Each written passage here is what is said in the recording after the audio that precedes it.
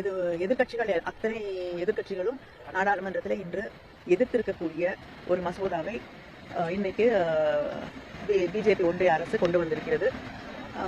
அந்த பில்லை வந்து பாஸ் பண்ணக்கூடிய மெஜாரிட்டி அவர்கள் கைகளில் இல்லாத காரணத்தால் இன்னைக்கு அதை ஜேபிசிக்கு அனுப்புவதாக கூறியிருக்கிறார்கள். ஆனால் இந்த மசோதா என்பது அடிப்படையிலே அரசியலமைப்பு சட்டத்திற்கு, மாநில உரிமைகளுக்கு, மக்களுடைய உரிமைகளுக்கு எதிராக கொண்டு வரப்பட்டிருக்கக்கூடிய ஒரு மசோதா.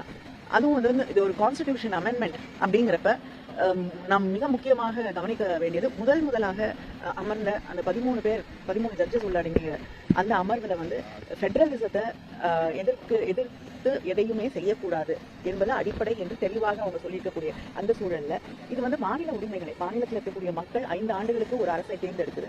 ஆனா அந்த அரசை கலைப்பதற்கு தேர்தல் ஆணையத்திற்கு உரிமையை வழங்கக்கூடிய ஒரு மசோதா வரை கொண்டு வந்திருக்கிறார்கள். இது மட்டும் இல்லாம மாநிலத்தில் இருக்கக்கூடிய பிரச்சனைகளையும், ஒன்றியத்தில் இருக்கக்கூடிய பிரச்சனைகளையும், நாடு முழுவதும் இருக்கக்கூடிய முக்கியமான விஷயங்களையும் வந்து ஒரு குழப்பத்தில் கொண்டு போய் நிறுத்தி இந்த தேர்தலில் வந்து மாநில கட்சிகள் வந்து கொஞ்சம் கொஞ்சமாக வழி இழக்க செய்யக்கூடிய ஒரு தேர்தலை நோக்கித்தான் இந்த சட்ட மசோதா நம்மளை அழைத்து செல்லும். அதை தாண்டி இது வந்து ஒரு பிரசிடென்ஷியல் ஸ்டைல் ஆஃப் கவர்மெண்ட்டுக்கு தான் வந்து வழிவகுக்கும். இது அடுத்த கட்டம் அங்குதான் போய் நிற்கும்.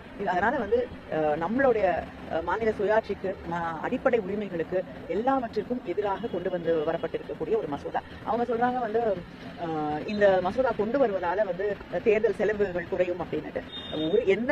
பல மாநிலங்கள்ல ஒரு கட்டமாக தேர்தல் நடத்த முடிவதில்லை. கிட்டத்தட்ட 7 கட்டமாக 6 கட்டங்களாக தேர்தல் நடத்துகிறாங்க. அப்படிப்பட்ட இருக்கக்கூடிய ஒரு சூழ்நிலையில எப்படி வந்து நாடு முழுவதும் தேர்தலை அதே நேரத்தில் மாநிலங்களுக்கான தேர்தலையும் சேர்த்து நடத்துவதென்றால் அதற்கான லாஜிஸ்டிக்ஸ் எங்கிருந்து வரும், அதுக்கான வேலை செய்யக்கூடிய அதிகாரிகள் எங்கிருந்து உருவாக்கப்படுவார்கள். ஆனா இத்தனை நிறைய கேள்விகள் இருக்கு. ஆனா இது தேவையில்லாம ஒரு சுமையை இந்த அரசின் மீது, தேர்தலின் மீது ஏற்றக்கூடிய ஒன்றாகத்தான் இது. ஒருவேளை முக்கியமான சில விஷயங்களிலிருந்து வந்து மக்களுடைய கவனத்தை திருப்புவதற்காக கூட இருக்கலாம். அதை தாண்டி எப்படியும் வந்து தன்னால நினைச்சதெல்லாம் சாதிச்சிட முடியும் அப்படிங்கிற ஒரு மனநிலையிலே கொண்டு வரப்பட்டதாக கூட இருக்கலாம். ஆனால் தொடர்ந்து திராவிட முன்னேற்ற கழகத்தின் தலைவர், நம்முடைய முதல்வர் அவர்கள் இதை எதிர்த்து கொண்டுதான் எதிர்ப்போம்.